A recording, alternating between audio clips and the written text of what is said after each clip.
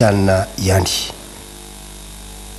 Eo amin'ny resaka kolotsaina indray dia refy sy fahaiza-miaina izay kosa ny fototra ny fifaninanana karakaray ny ministera ny kolotsaina sy ny vakoka eto amintsika fahombiazana tanteraka hoy ny namana Jean Melson no nanatotsana izany. Horatsika ny fanadidina. Idonakafo fifaninanana goavambe karakaray ny ministera ny kolotsaina sy ny vakoka. Ny loavana fanifanana izy ity teny amin'ny sekoly fanabeazana fototra Ambohimanga kely, teny amin'ny CEG Ambohimanga Avaradrano ary teny amin'ny lycée Ampanitokana Mahitsy.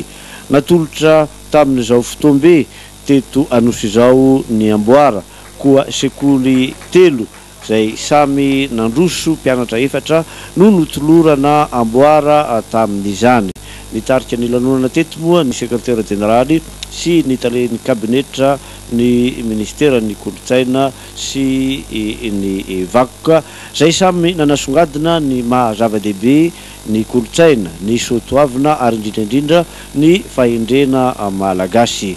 Hotohiza ny ao amin'ny direction du patrimoine culturel ny ezaka tahaka izao ary ezahana hahenika any Madagasikara iray manontolo. Marina eto ampabaranana fa ny refy sy ny fahaiza-miaina no fototry ny fanifanana sy fifaninanana tamin'ity indray mitoraka ity. Fa feno 5